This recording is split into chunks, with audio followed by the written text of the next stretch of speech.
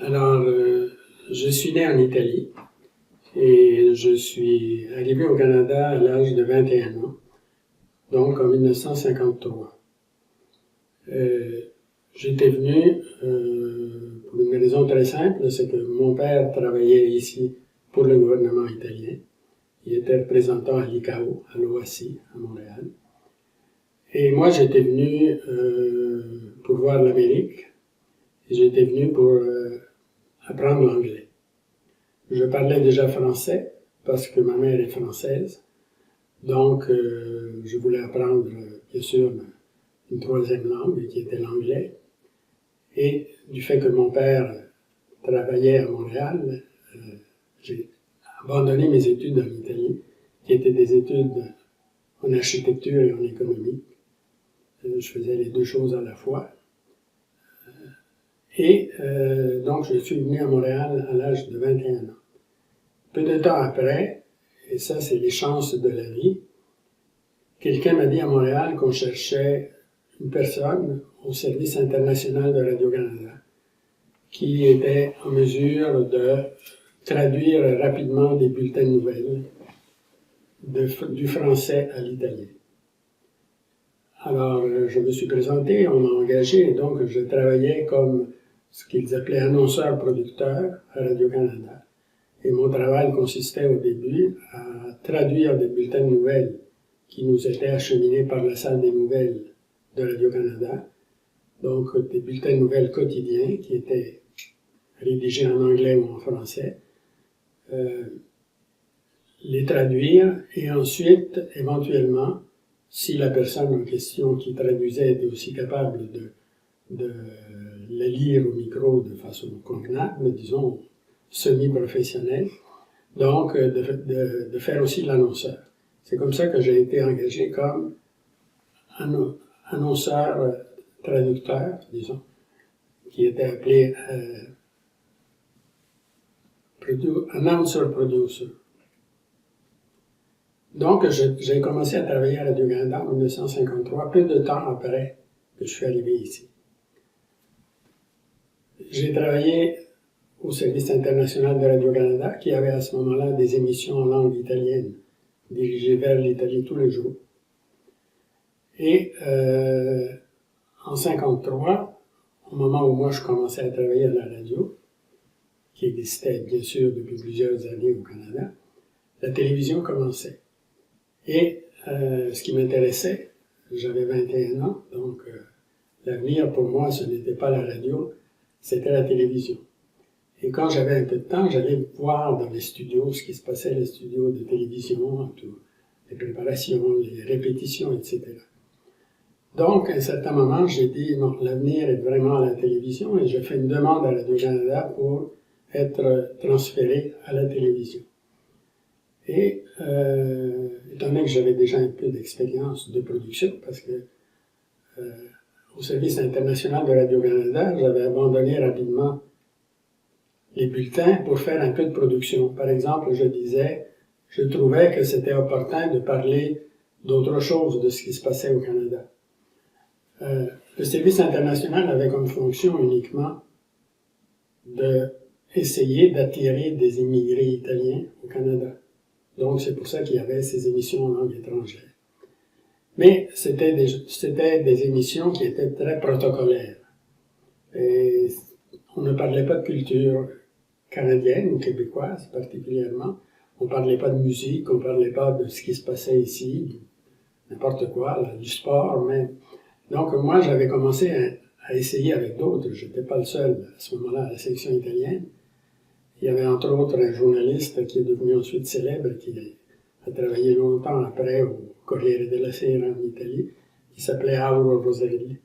Donc on était un peu deux qui sortaient des sentiers battus et qui cherchaient de faire que ces émissions-là soient un reflet pas uniquement officiel, protocolaire du gouvernement canadien, mais aussi de ce qui se passait ici, de la réalité canadienne et québécoise surtout.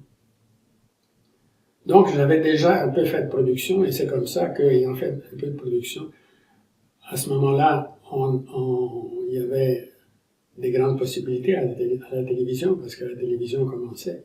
Bien sûr, même si mon titre à la télévision, à la radio était de réalisateur-producteur, j'ai commencé en bas de l'échelle. Et j'ai commencé un poste qui s'appelait réalisateur-coordonnateur. Alors, c'est un peu pompeux comme titre, mais ça consistait tout simplement à coordonner un peu la mise en onde des commerciaux.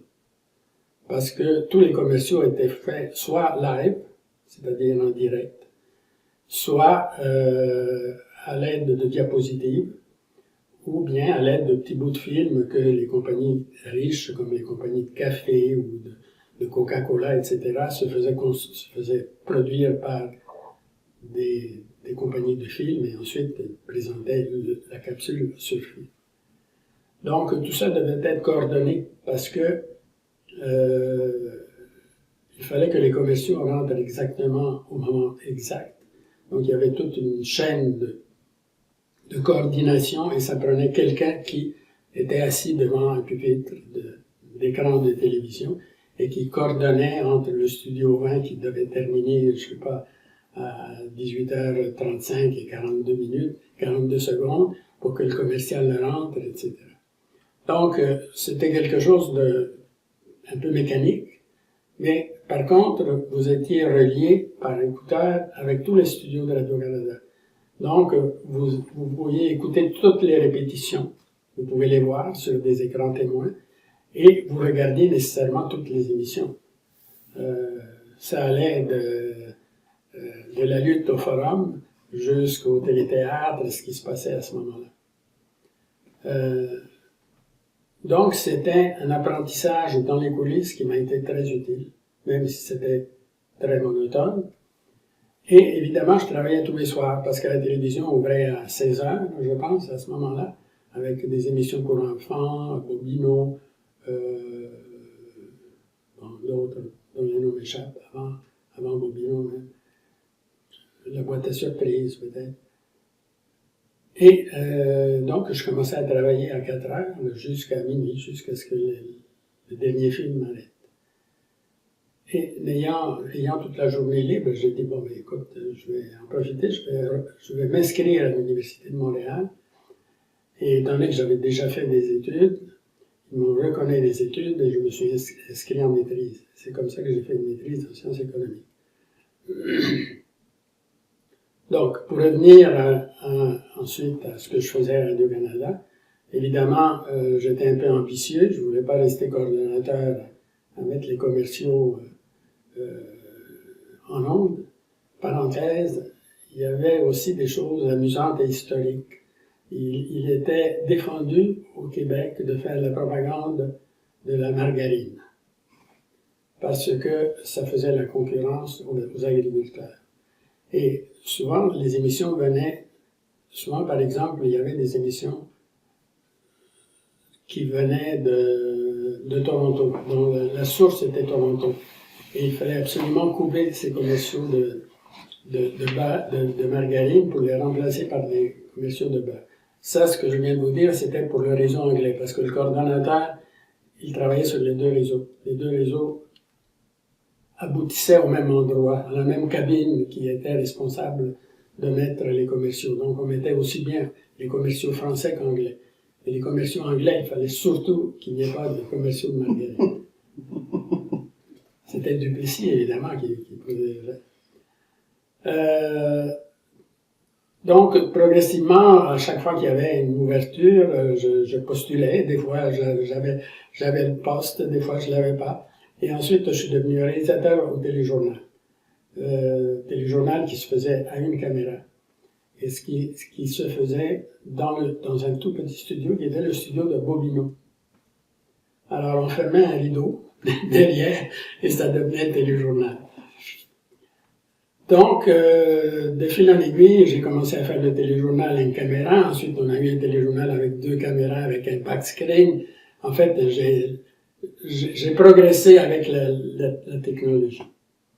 Et ensuite, j'ai fait une émission qui s'appelait L'actualité. Ensuite, j'ai fait une émission qui s'appelait Caméra 58. Caméra 58 a été la première émission, disons, d'affaires publiques qui était un peu magazine de la semaine, avec un journaliste qui s'appelait Dostaler O'Leary, Jacques Fauteux comme animateur. Et là, c'était déjà, la technologie augmentait. Là, on faisait déjà des duplex avec Toronto, par exemple, ce qui était techniquement difficile. Bon. Donc, j'ai fait ça et ensuite, je suis passé aux affaires publiques. Aux affaires publiques, j'ai fait... En quelle année 60. Avant 60, parce que les nouvelles dépendaient d'un service qui s'appelait Les Nouvelles, service des nouvelles, et ensuite il y avait le service des affaires publiques.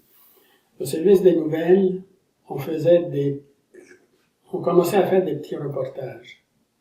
Et c'est là que j'ai travaillé avec Michel Brault, qui lui commençait évidemment le Fils du film, et qui était un des premiers à avoir cette caméra mobile.